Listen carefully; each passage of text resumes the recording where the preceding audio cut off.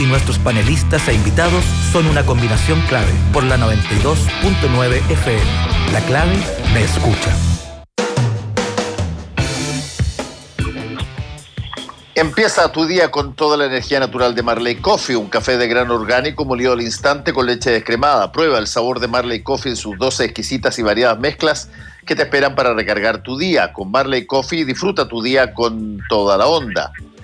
Estamos con Roberto Fantuzzi y con Pepe Out. Roberto, te doy todo el espacio que tú necesites para plantear qué es lo que se viene encima en términos de las necesidades para este fin de año y sobre todo para el verano, donde me imagino las expectativas siempre han estado puestas en una industria, en la industria del restaurante, en la industria de la hotelería, en la industria de los espectáculos turísticos, en la posibilidad de que llegue gente justamente a consumir. Y cuál es esa situación y cómo se ve desde el mundo de las pequeñas y medianas empresas.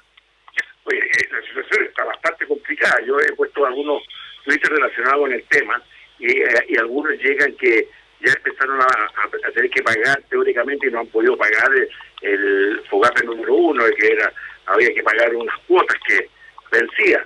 Y el ministro todavía no ha solicitado, no sé, debe pasar por la Cámara de Diputados o edición del Ministerio, de volver a reprogramar todo esto. Parte del FOGAPE 2.0, sin resolver el FOGAPE 1.0, no terminar la muy clara situación, pero quiero ser terriblemente positivo. Ayer estuve en una exposición de un señor una fábrica de astillero en Puerto Montt. Impresionante la tecnología que en Chile tenemos, fíjate.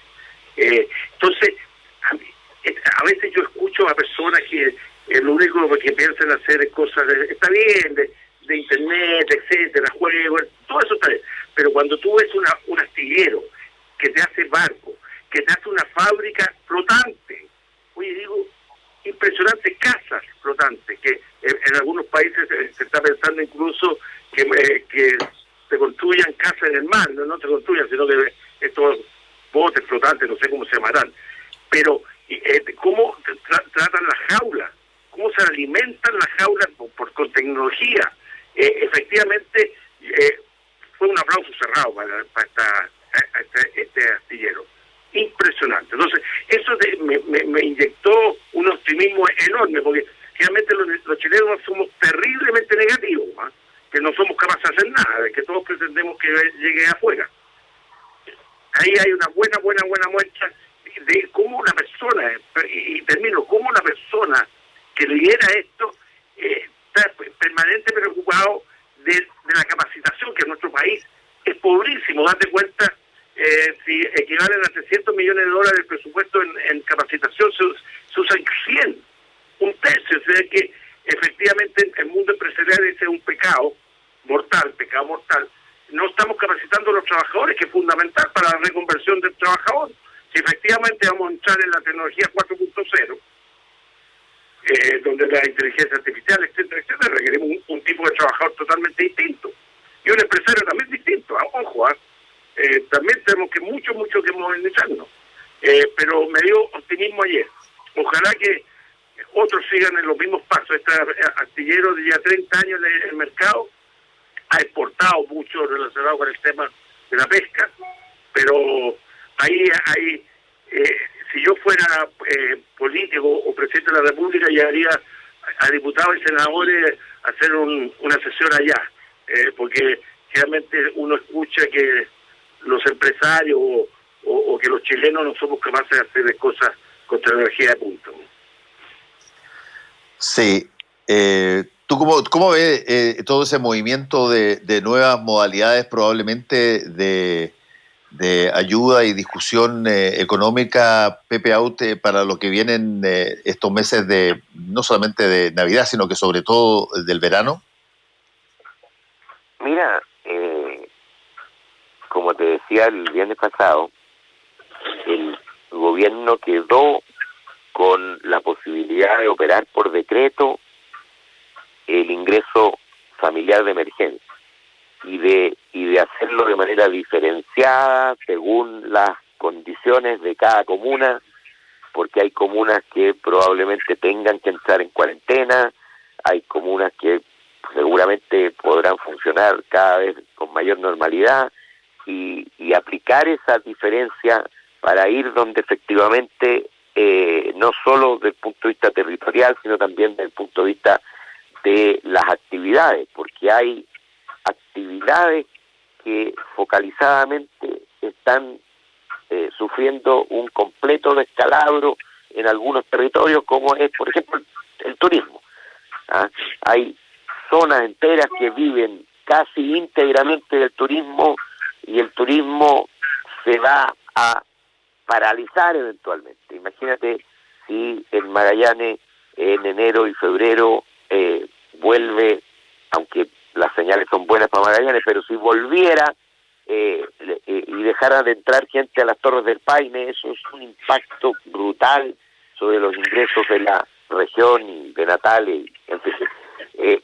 Y lo segundo es que estamos a la espera, casi como esperando a Godot, porque ya llevamos bastante esperando que responda el gobierno a la solicitud transversal que le hicimos, diputados de distintos sectores, para que nos enviaran un proyecto de ley con un nuevo FOGAPE 2.0 se acostumbra a decir, que se extienda no solo para el capital de trabajo, porque estaba concebido exclusivamente para el capital de trabajo, sino que para el capital de trabajo y también para las inversiones necesarias para adaptarse a las nuevas circunstancias. Estamos esperando eso, supuestamente llegaría esta semana, pero te puedo poner un tema nada que ver. Sí, dale. Pepe, pero hay un tema que le incumbe a ustedes. Hay una mesa constituida de las pymes que se llama, ¿verdad? Que usted teóricamente, el Congreso pide información mensual. Efectivamente nos hemos reunido, pero es puro escuchar a los subsecretarios de Hacienda y Economía, cosas que salen de los diarios. Por ejemplo, ellos deberían haber informado antes que saliera de los diarios cuál era el proyecto FOGAPE 2.0. Cero información. O sea, debieran estarlo conversando con ustedes para ver cuáles son las modificaciones. Nosotros lo que necesitamos conversar y ver el camino de salida. Date cuenta que el ministro Briones dice que el FOGAPE 2.0 va a ir a una tasa superior, entonces es muy favorable para las pymes, una tasa de interés. ¿Cómo va a ser favorable para las pymes que suba la tasa de interés? Eso no lo entiende nadie. Tiene que explicarlo. Claro, lo que pasa es que a mí me han criticado algunos amigos míos que yo me hago contra el ministro. No me hago contra el ministro, pero no lo puedo entender esas cosas. Eso tiene que ver con que los bancos han dejado fuera, porque como la tasa es tan baja, no tiene interés real, ellos no están interesados. La inflación actual ya no es tan baja ya. Claro, entonces hay que generarle algún... Roberto. Perdón. Oye, yo quería plantearles un temita, como decía Rupi, que ayer fue la votación de un proyecto que había sido demorado, que es producto de la fusión de 4 proyectos, uno de los cuales yo participaba, que es el establecimiento de la eutanasia y muerte digna. Lo conversamos recién con Vlado Mirosevich hace un ratito. Perfecto. Yo quisiera recabar tu opinión, Roberto. De lo que se trata es de que un adulto consciente, en perfectas condiciones de salud mental, pueda decidir anticipar el término de su vida cuando está sufriendo una enfermedad irreversible y estar sometido a dolores y sufrimientos indecibles producto de esa enfermedad, y decide entonces poner término anticipado con asistencia médica, por supuesto. ¿Cuál es tu aproximación a eso? La eutanasia y doy testimonio. Los últimos meses de mi padre fueron terribles. Y no era mi papá, era la carne de mi papá, pero no era él. Entonces, efectivamente, yo creo que en algún momento hay que tomar decisiones y en esto voy a hacer una crítica constructiva contra los doctores. Los doctores a veces mantienen a las personas vivas innecesariamente por un periodo larguísimo de un sufrimiento y le siguen inyectando cuestiones y lo enchufan, etcétera, etcétera. Yo comparto 100% con el proyecto de ley. Oye, Roberto, sí, hay que decir una cosa en estricto rigor, que esa no es técnicamente una decisión o voluntad de los doctores. El doctor perfectamente te podría decir: yo tengo una obligación legal de mantener a las personas vivas si es que existe la posibilidad de hacerlo, digamos. Que es justamente la crítica que hacen quienes impulsaron el proyecto de ley, digamos. Fernando, pero el problema es, y yo te doy testimonio de esto, es que la ley hoy día habla de la posibilidad de no someterse el paciente, por decisión de la familia, a tratamientos que prolonguen artificialmente su vida. Sí. Y yo te voy a decir, yo llevé a mi padre, que tenía un cáncer óseo muy avanzado, casi moribundo, al hospital de la Católica. Y allí lo estabilizaron, en fin, y le preguntan a mi padre, médico además, si quiere una transfusión sanguínea. Y él dice: no quiero nada que prolongue artificialmente mi vida, por favor no hagan procedimientos invasivos. Luego el médico me llama a la oficina y yo refrendo lo que había dicho mi padre: por favor no hagan nada invasivo. Bueno, llego al otro día a verlo y le habían hecho una transfusión sanguínea, que es un procedimiento el más invasivo de todos, y para prolongarlo 2 días. Después me lo llevé para la casa y falleció en pocos días más. Por lo demás, él me pedía desde casi un mes que por favor pusiéramos fin a su vida y que por favor aprobáramos la ley de eutanasia. Entonces, es cierto lo que dice Roberto, hay médicos que respetan, pero hay médicos y hay establecimientos hospitalarios que deben tener interés, por supuesto, en que el paciente siga ahí, porque la cuenta después es mucho más gruesa cuando se le ha aplicado cuanto procedimiento sea posible para mantener artificialmente su vida. Y eso hoy día está en la ley. Está en la ley, sí. Yo estoy de acuerdo contigo. Yo lo he dicho. Yo vivo desde hace 1 año y medio. Traje a mi mamá a vivir conmigo. Mi mamá tiene 93 años. Está en una situación de postración ya irreversible, con una situación donde todavía conversamos y nos reímos y convivimos harto, pero está en un deterioro avanzado irreversible. No hay solución médica para aquello, sino que es una solución solamente dada por el tiempo. No está, a mi modo de ver, todavía, y ella me ha hablado 2 o 3 veces del tema pero como un tema de queja ya estoy cansada, qué sé yo, ya.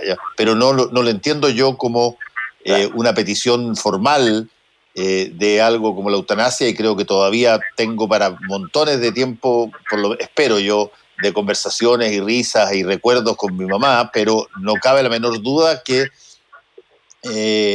en algún momento dado alguna decisión va a tener que tomarse, y yo con su doctor le he dicho, por ejemplo, que mi mamá me lo pidió, que se lo dijera al doctor, que no quería, ella lo único que no quiere es ser un cuerpo asistido por una suerte de ventilador mecánico, digamos, es decir, que deje de ser persona y pase a ser un cuerpo. Es lo que le pasó a mi papá en los últimos 2 meses.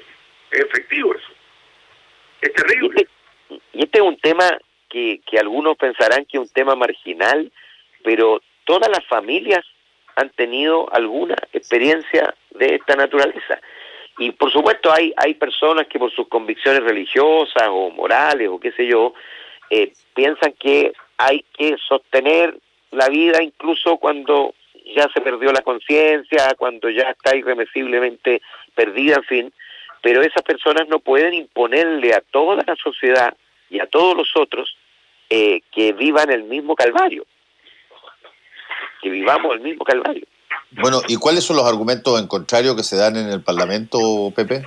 Mira, básicamente religiosos, diría yo.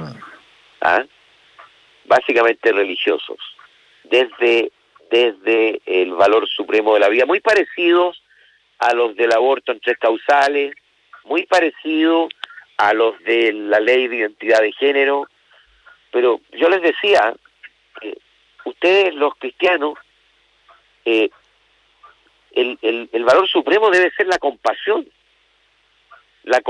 del otro, la compasión frente al dolor del otro, porque en virtud de qué superioridad moral tú vas a reemplazar a tu padre que ya está no solo cansado, sino que está hastiado de estar atiborrado de drogas para evitar, además infructuosamente, evitar el dolor que reaparece en medio de la noche permanentemente y hay que volver a atiborrarlo de drogas, esperando por lo demás que fallezca.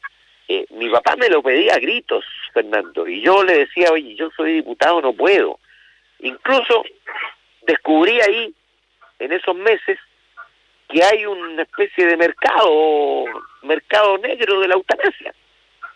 Pero me imagino así como había mercado negro del aborto. Exactamente.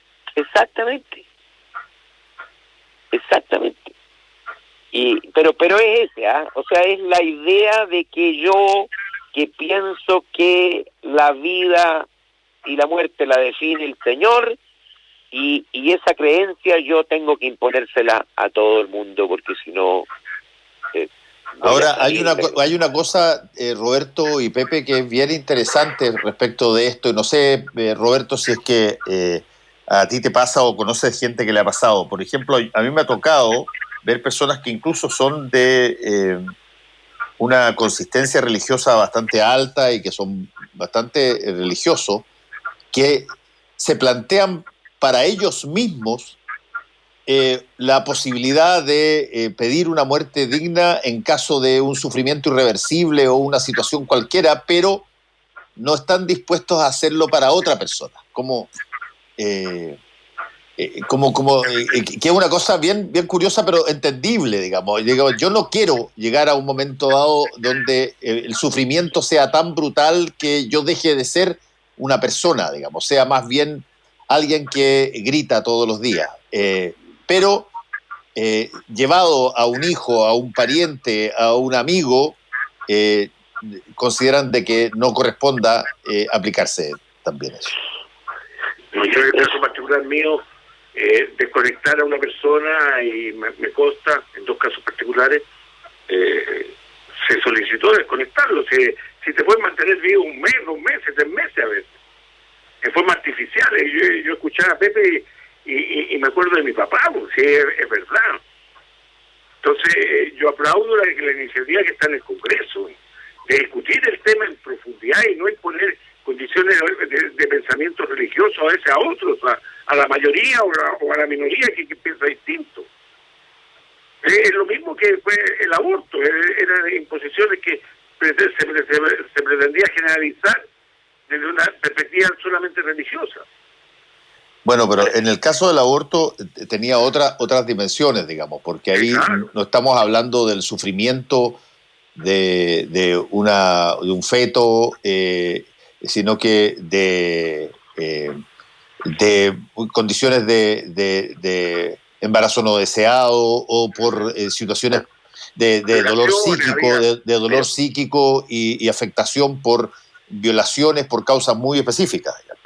Fernando, pero esa actitud que tú dices de algunos que están dispuestos, y no solo dispuestos, sino que dicen que lo harían si que están en esa condición vegetal, y que no lo harían como ley, no lo harían para los demás, es la misma que tenían algunos que frente al embarazo por violación o de una hija, no habrían dudado un segundo en llevarlas a Argentina a interrumpir ese embarazo, pero sí estaban dispuestas a prohibirlo para todo el resto de la sociedad.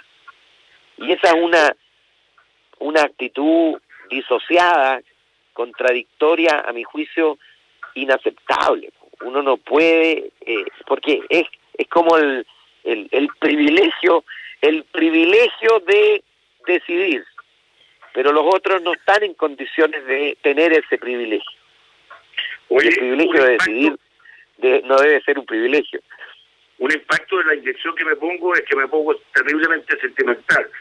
Yo me gustaría cambiar el tema un poquito, y relacionarlo con un tema que es más de carácter conflictivo. Se me cayeron algunas lágrimas, yo reconozco, la situación es complicada. El pensamiento del ministro Briones sobre la AFP de no dar cambios durante 2 veces al año nomás de la A a la B y así sucesivamente. ¿Este tema se ha discutido en profundidad o es solamente una decisión que puede tomar el ministro? ¿Eso pasa por el Congreso, Pepe? No, es un proyecto de ley. Es un proyecto de ley y va a ser objeto de mucho debate y de mucha discusión. Tiene aristas por lado y lado, por supuesto, pero no es una decisión del ministro, ni mucho menos. No es una decisión que se tome de 1 mes, 2 meses, sino que no es un decreto, es una discusión de fondo, y que tiene que ir en el contexto, creo yo, de decisiones más de fondo. No, yo no estoy por modificar cosméticas. Oye, pero esto no debería estar incluido dentro del proyecto previsional, ya que por supuesto, pero como no, ¿para qué le pone ingredientes y discusiones a ese innecesarias? Discutámoslo que lo discutan ustedes en el Senado, en la Cámara de Diputados, el tema de justamente el proyecto previsional como un todo, porque yo que estoy viejo, yo no veo un proyecto previsional si no se discute no solo los recursos para los viejos, sino también qué se hace con los remedios, qué se hace con su salud, con su cultura, etcétera, etcétera. El proyecto previsional no solo tiene que estar concentrado en una sola variable, solamente la variable de los recursos que recibe la persona. Es mucho más complejo para mi opinión personal. No sé si son temas que se discuten dentro del Congreso, pero efectivamente, a mí que soy viejo, yo te aseguro que para muchas personas el solo hecho de comprar remedio no le puede alcanzar aunque le pongan 1 millón de pesos a veces. ¿Me entiendes tú? Entonces, hay otras variables que hay que contemplar, para mi opinión personal. Seguro. Sí. Ahora, lo único que puede ser peor que ir a comprar remedio es que te toque salir, Roberto, fuera del país, vayas a un país europeo y vayas a comprar el mismo remedio que tú compras aquí en Santiago o en Chile.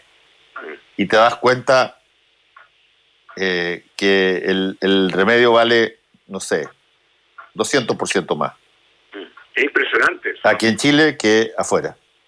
En cualquier país que tú lo veas. A mí me pasó, yo estando en Barcelona, que entré a comprar la quetiapina, que es una pequeña cosa que permite inducción de sueño, en mi caso mío. Y aquí valía, qué sé yo, 32.000 pesos y me compré 3 cajas por 6.000 pesos. Mira.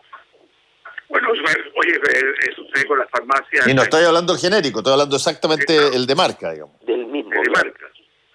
Pero uno ve también las diferencias de precio en las farmacias de Vitacura, de Recoleta, etcétera, de los municipios.